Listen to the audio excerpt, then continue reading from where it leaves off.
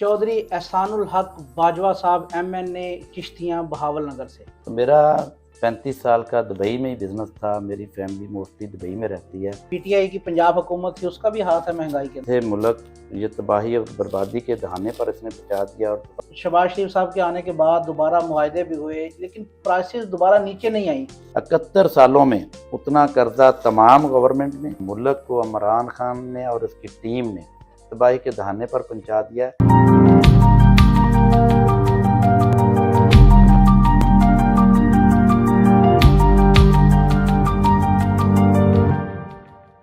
जी अस्सलाम वालेकुम नाजरीन, मैं हूं तौसीफ अंजुम और आप देख रहे हैं DS डिजिटल TV। आज हमारे साथ एक बहुत ही प्यारी शख्सियत, एक अहम पर्सनैलिटी हमारे साथ स्टूडियो में मौजूद हैं, जो पाकिस्तान के अमीर तरीन MNA डिस्क्लोज किए गए हैं पाकिस्तान इलेक्शन कमीशन की तरफ से। बहुत प्यारे जनाब चौधरी एहसानुल हक बाजवा साहब MNA चिश्तियाँ बहावल नगर से। अस्सलाम वालेकुम सर। वालेकुम अस्सलाम। सर सबसे पहले तो बहुत शुक्रिया DS डिजिटल TV को टाइम देने का।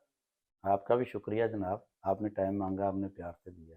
जी बहुत शुक्रिया सर। हम शुरू करते हैं आपके सियासी कैरियर से, जो आपका पॉलिटिकल कैरियर है। सियासत को ही क्यों इंतखाब किया सियासत का आपने? बिस्मिल्लाहिर्रहमानिर्रहीम जी, बहुत शुक्रिया। सबसे पहले नंबर पर तो आपने मुझे टाइम दिया और मैं आपको इंटरव्यू दे रहा हूँ। तो मैं समझता हूँ कि मेरी फैमिली जो है ना जी, वो 1966 से दुबई में बिज़नेस कर रही है। तो मेरा 35 साल का दुबई में ही बिज़नेस था। मेरी फैमिली मोस्टली दुबई में रहती है। तो मैं समझता हूँ कि मेरे इलाके की ज़रूरत थी, मेरे लोगों की ख्वाहिश थी कि बाजवा साहब अल्हम्दुलिल्लाह खाते पीते हैं, ये सियासत में आएँ तो अपने इलाके की बेहतरी कर सकेंगे। तो मैं समझता हूँ कि मेरे इलाके के लोगों ने मेरे साथ असरार किया और वो प्यार करते हैं। 2013 में उन्होंने पहली दफ़ा इलेक्शन लड़ाया और मेरे कायद मियाँ मोहम्मद नवाज शरीफ ने मुझे टिकट दिया और मैं बड़ी भारी लीड से 45,000 की वोट लेके जी MPA जी बना। तो दूसरी दफ़ा 2018 में मुझे MNA का टिकट दिया गया, तो मैं 1.5 लाख वोट लेके MNA बना हूँ जी अल्हम्दुलिल्लाह, जी। भारी अक्सरियत से वोट भारी लेके आया। अक्सरियत, बिल्कुल 1.5 लाख तो ये लोगों का भारी अक्सरियत। प्यार है, मेरे साथ मोहब्बत है और लोगों के प्यार की वजह से मैं इलेक्शन लड़ रहा हूँ। तो सर जो मौजूदा मुआशी सूरत हाल है उसके बारे में आप क्या कहना चाहिए, कंपैरेटिवली जो इमरान खान साहब की हुकूमत थी और आज आपकी हुकूमत है PMLN की? मैं समझता हूँ कि ये जो आज करता धरता किया है ना, ये इमरान खान का हमारे गले पड़ा हुआ है। कि इमरान खान ने जिस तरीके से, मैं समझता हूँ, पूरी कौम के साथ और हमारी एस्टेब्लिशमेंट के साथ झूठ बोलता रहा कि मेरे पास टीम मौजूद है, मैं मुल्क को दुरुस्त कर दूंगा। पहले उन्होंने कहा 90 दिन में दुरुस्त कर दूंगा, फिर 90 दिन से बाद उन्होंने कहा 6 महीने बाद, 6 महीने के बाद उसने कहा 1 साल के बाद। जी जी। तो ना तो मैं समझता हूँ उसके पास कोई टीम मौजूद थी, ना उसका कोई एक्सपीरियंस था। आज जो मुल्क की माशी सूरत हाल है, मैं समझता हूँ कि इमरान खान की ये गलत पॉलिसी है, गलत जो उसने IMF के साथ मुआहदे किए। पहले मैं समझता हूँ कि IMF के साथ उसको बहुत पहले डील करनी चाहिए थी, जी लेकिन उसने जिस वजह से डील ना की और वो लेट डील की, आज उसका खमियाजा हम भुगत रहे हैं। जिस तरीके से मैं समझता हूँ कि 2021 में आके 22 में आके सॉरी, कि जब इससे मुल्क ये तबाही और बर्बादी के दहाने पर इसने पहुंचा दिया और तबाही बर्बादी कर रहा था, तो उस वक़्त हमारी पार्टी ने और इत्तेहादियों ने मिलकर ये प्लान बनाया कि हम इसके ऊपर अदम एतमाद लेके जी। आते हैं। सर तो इमरान खान मुआहदे करके गए थे IMF से, तो उसके बाद आपकी हुकूमत में आने के बाद भी शहबाज शरीफ साहब ने भी कई मुआहदे किए, तो लेकिन बेहतरी की तरफ क्यों नहीं जा रहा? मैं वही वजह बताने लगा हूँ आपको कि उसकी असल वजह ये थी कि जब इसको पता चला कि ये अभी मेरे ऊपर अदम एतमाद लेके आ रहे हैं, तो फरवरी में 2022 फरवरी में कि जो ओगरा ने इसको डीज़ल की और पेट्रोल की कीमत बढ़ाने का लेटर भेज दिया था इमरान खान की हुकूमत को। इसने डीज़ल और पेट्रोल की कीमत बढ़ाने की बजाय 10 रुपये डीज़ल और पेट्रोल की कीमत कम कर दी। वो एक लंबा प्रोसेस चलता रहा कि ये तस्लीम ही नहीं करने के लिए तैयार था। जिस तरीके से हमने इसको खींच कर उतारा है, मुल्क की जान नहीं छोड़ रहा था, ये तो मुल्क को तबाही के दाने पर पहुंचा रहा था। तो मैं समझता हूँ कि वो 2 महीने हमको इस प्रोसेस में लगे। उस दौरान کیونکہ اس نے پرائس ڈیزل اور پٹرول کی کم کر دی، اور پھر ہم آئے تو پھر اس وقت رمضان شروع ہو گیا، ایک مہینہ ہم ڈیزل پٹرول کی پرائس نہیں بڑھا سکے، آج تک ملک اسی وجہ سے خسارے میں جا رہا ہے۔ تو لیکن سر ڈیزل پیٹرول کے علاوہ جتنی پرائسز جو اس وقت شوٹ کر گئی ہیں اشیاء خرد و نوش کی، ڈالر ناپید ہے مارکیٹ کے اندر، تو آپ کنٹرول کسی طرف سے بھی ایسا نظر نہیں آ رہا کہ کنٹرول یا کوئی چیز دوبارہ واپس آئے گی؟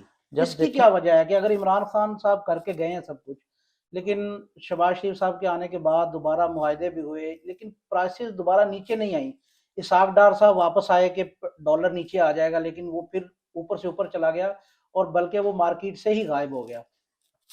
جب ملک کو آپ نے تباہی کے دہانے پر پہنچا دیا تھا آئی ایم ایف کے ساتھ غلط معاہدے کر کے، اگر دیکھیں نا آج عمران خان کی گورنمنٹ کو اور آپ اس کے ساتھ کمپیئر کریں کہ میاں محمد شہباز شریف کی 2013 سے 2017 تک میاں نواز شریف صاحب وزیر اعظم رہے اور میاں محمد شہباز شریف وزیر اعلیٰ پنجاب تھے، اس کو کمپیئر کریں نا، 4 سال ہم نے ڈالر نہیں بڑھنے دیا، ڈالر کا ریٹ 100 سے لے کے 103 4 5 تک اسی کے درمیان رہا، بلکہ ایک دفعہ شیخ رشید نے کہا تھا کہ میں اپنے اسحاق ڈار صاحب اگر ڈالر 100 سے کم لے آئیں تو ان کو مان جاؤں گا۔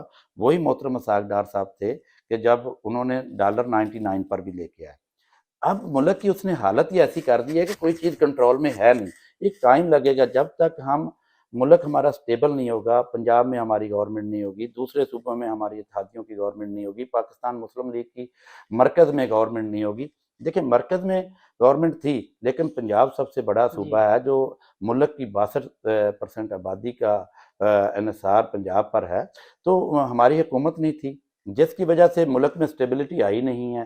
کبھی پنجاب نے آٹا شارٹ کر دیا، کبھی پنجاب نے کچھ چیز شارٹ کر دی، چینی شارٹ کر دی، مختلف چیزیں شارٹ کرتے رہے، تو اس لیے ملک سٹیبل نہیں ہو پایا۔ تو آپ جب سمجھ تک ملک سٹیبل نہیں ہو پائے گا جی جی تو میں سمجھتا ہوں کوئی ادارہ مستقل طریقے سے کام نہیں کرے تو گا۔ آپ سمجھتے ہیں اس کی ذمہ دار جو پی ٹی آئی کی پنجاب حکومت تھی اس کا بھی ہاتھ ہے مہنگائی کے میں اندر؟ سمجھنا سارا اس کا ہاتھ ہے، کیونکہ جو مرکز کرنا چاہ رہا ہے تو پنجاب گورنمنٹ اس کا الٹ کرتی ہے تو پھر اس کا ہی ہاتھ ہے۔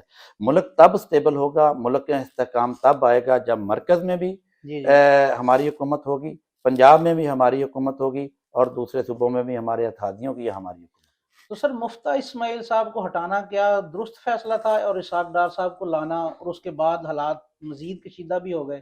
میں سمجھتا ہوں ایسی کوئی بات نہیں ہے، یہ ایک بات بنائی جا رہی ہے کہ جو محترم اسحاق ڈار صاحب کو اس بارے میں تجربہ ہے، وہ دیکھیں 90 سے لے کے حکومت میں رہے ہیں، حکومت میں وزیر خزانہ رہے ہیں 3 دفعہ، تو میں سمجھتا ہوں کہ جو وہ سینئر ترین آدمی ہیں جو ان کو ایکسپیرینس ہے وہ مفتہ اسماعیل صاحب کو نہیں تھا۔ تو میں سمجھتا ہوں کہ پارٹی میں چھوٹے موٹے ایشوز اور معاملات چلتے رہتے ہیں، کسی بندے کو بھی ایک بڑے عہدے سے جب ہٹایا جاتا ہے تو اس میں تھوڑی سی اس کی اندر کی جو ہے نا جی، وہ ایک اندر کا بندہ جاگ جاتا ہے، تو ایسی کوئی بات نہیں ہے۔ اور اس کے ساتھ جو مریم نواز ہیں ان کو فرنٹ لائن پہ لانے کے بعد شاید جو خاقان عباسی صاحب ہیں وہ ریزائن کر دیں، تو کیا سمجھتے ہیں کہ پارٹی وہ ٹوٹ پھوٹ کا شکار ہو رہی ہے؟ یہ بالکل غلط افواہیں ہیں۔ پاکستان مسلم لیگ نون ایک ایسی جماعت ہے، یہ ایک فیملی کی طرح ہے، تو میں سمجھتا ہوں یہ کبھی بھی ٹوٹ پھوٹ کا شکار نہیں ہوگی۔ محترمہ مریم نواز صاحبہ کی اس وقت پاکستان میں اشد ضرورت تھی، وہ پاکستان کی ہوپ ہیں، اور جس طریقے سے انہوں نے واپس جا کر اپنی سرجری مکمل کرنے کے بعد واپس گئی ہیں، جس دبنگ انداز سے انہوں نے جو کمپین کا آغاز کیا ہے، سب سے پہلے بہاولپور، پھر ملتان، آج وہ ایبٹ آباد گئی ہوئی تھیں، تو جس طریقے سے انہوں نے کمپین کا آغاز کیا ہے، میں سمجھتا ہوں کہ ہمارا جو ورکر ہے وہ چارج بھی ہوں گے اور آگے بھی جائیں گے، اور انشاءاللہ میں سمجھتا ہوں کہ آنے والے وقت میں مسلم لیگ نون بہت بڑی اکثریت سے جیتے گی۔ جو آپ نے شہادت خان عباسی صاحب کا ذکر کیا، میں سمجھتا ہوں کہ شہادت خان عباسی صاحب کو وہ اپنا بھائی سمجھتی ہیں۔ شہادت خان عباسی صاحب کا ایک فیملی ممبر کی طرح بہت پرانا میاں محمد نواز شریف صاحب کے ساتھ تعلق ہے، ایسی کوئی بات نہیں ہے۔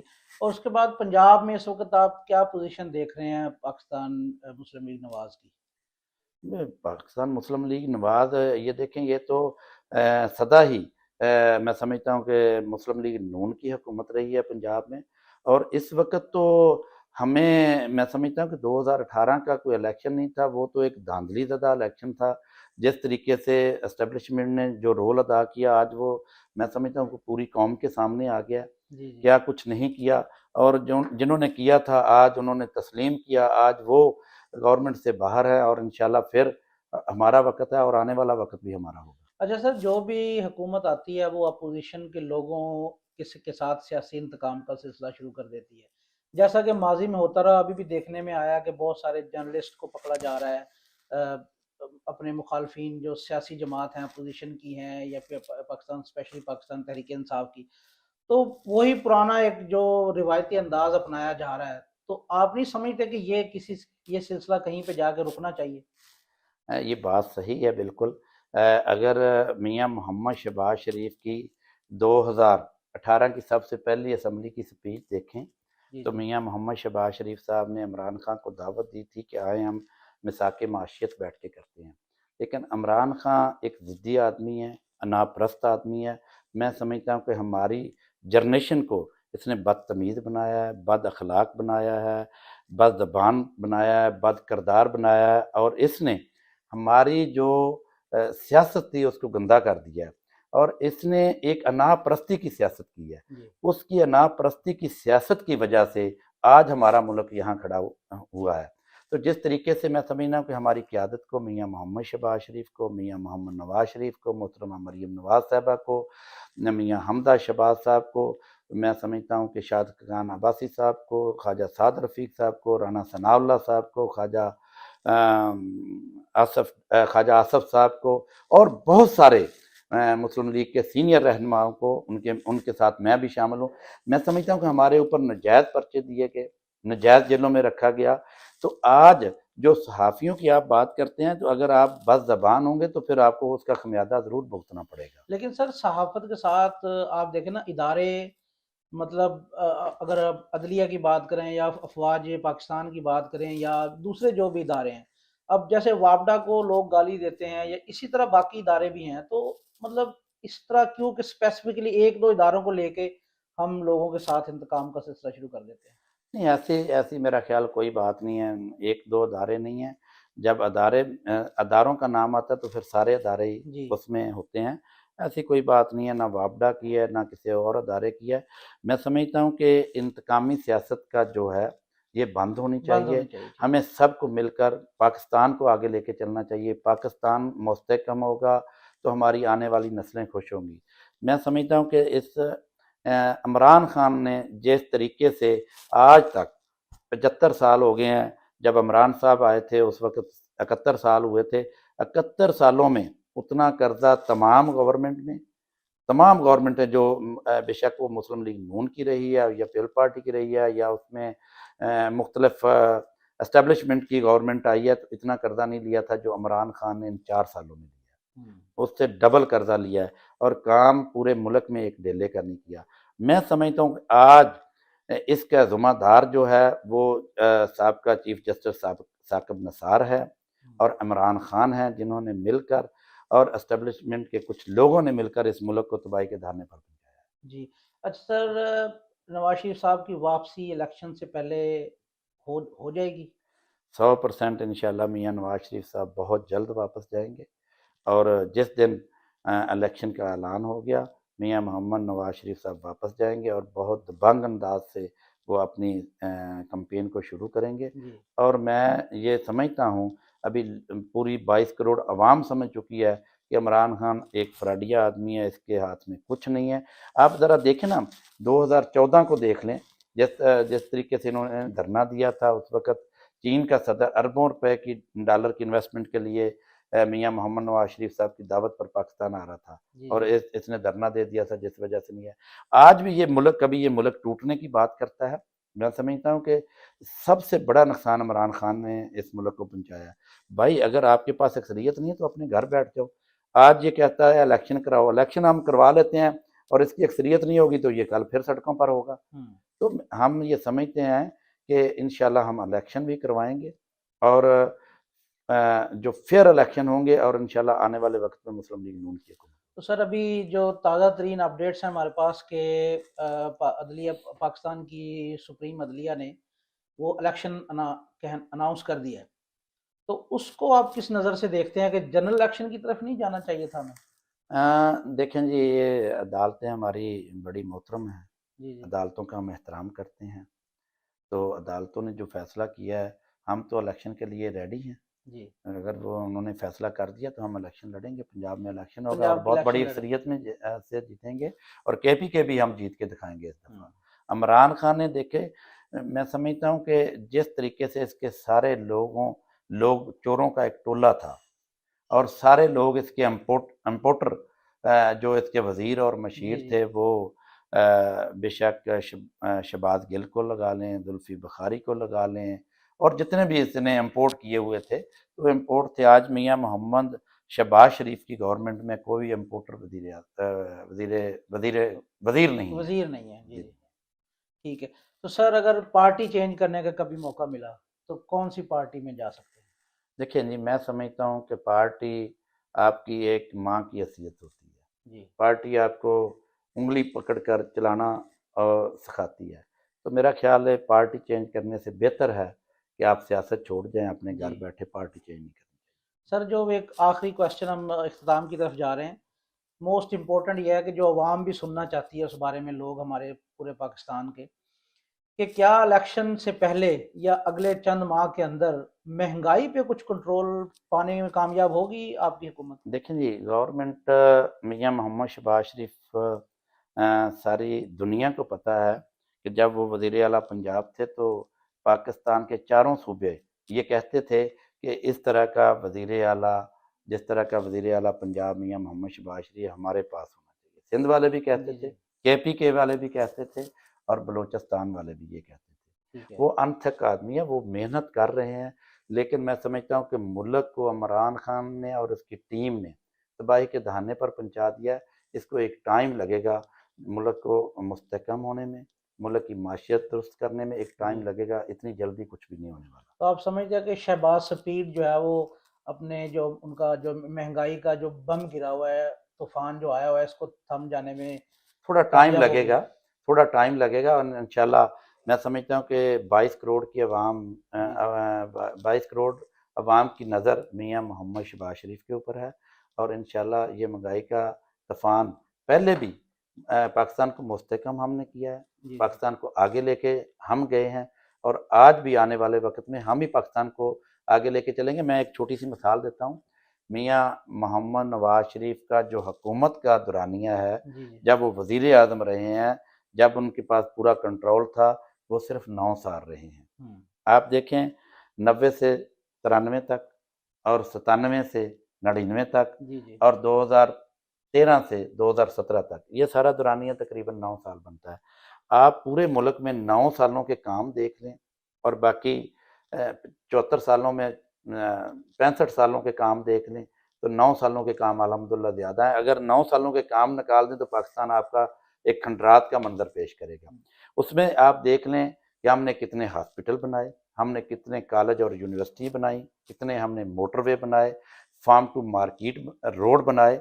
मैं समझता हूँ कि जो काम किया है वो मियां मोहम्मद नवाज शरीफ की हुकूमत में हुआ है, लेकिन या जी, मियां मोहम्मद शहबाज शरीफ। लेकिन तासुर पाया जाता है कि सिर्फ लाहौर के अंदर शहबाज साहब ने ज्यादा काम किया है, नहीं, लाहौर के बाहर जरा उनकी नजर करम कम गई है नहीं, अगर आप पंजाब में। मैं आपकी बात से इत्तेफाक नहीं करता। जी जी। मैं ज़रा पेशावर से शुरू होता हूँ। पेशावर से इस्लामाबाद देख लें, मोटरवे बनी, पेशावर देख लें, इस्लामाबाद देख लें, इस्लामाबाद पूरा बना, पिंडी पूरी बनी, और इस्लामाबाद से लाहौर तक मोटरवे बनी, लाहौर से मुल्तान तक बनी, मुल्तान से सखर तक बनी, बहावलपुर देख लें, रहीम यार खां देख लें, तमाम रोड कारपेट हैं, वन वे रोड हैं, फैसलाबाद देख लें, जितने साहिवाल देख लें, जितने बड़े शहर हैं पंजाब के जी, लेकिन सर सारे। इसमें स्कूल, कॉलेजेस, हॉस्पिटल्स और अवामी जो सहूलियात हैं, उस पे अगर हम बात करें तो मेरा ख्याल है कि लाहौर के अलावा बहुत कम नज़र आई हैं इनकी नहीं नहीं, हुकूमत ऐसी कोई बात नहीं।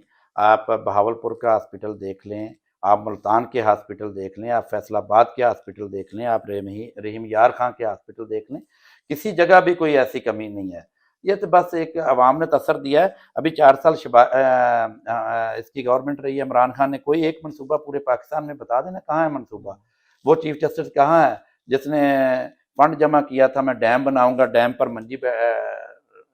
मंजी डालकर बैठूंगा? जी वो जी। आज नजर भी नहीं आ रहा। ٹھیک ہے. یہ لوگوں نے، اس طرح کے لوگوں نے میں سمجھتا ہوں ملک کو نقصان پہنچایا ہے. اور میں سمجھتا ہوں سب سے آج جو ذمہ دار ہے وہ میں سمجھتا ہوں کہ ثاقب نثار ہے، کہ اس نے ملک کو جتنا بڑا نقصان پہنچایا ہے، وہ عمران خان کو آگے لے کے آنے والا تھا. جی ٹھیک ہو گیا سر، بہت شکریہ. اور آپ آخر میں ہمارے پاکستانیوں کو کیا پیغام دینا چاہیں گے جو ابھی سچویشن چل رہی ہے پاکستان کی؟ میں سمجھتا ہوں کہ پاکستان کے لوگوں کو، پاکستان کی عوام کو آپس میں پیار اور اخلاق اور محبت کا رشتہ رکھنا چاہیے، اور مل جل کر بیٹھنا چاہیے، اور کبھی کوئی مشکل آ جائے تو مل جل کر حل اس کا نکالنا چاہیے. ٹھیک ہے. اور انشاءاللہ ہم مل جل کر رہیں گے.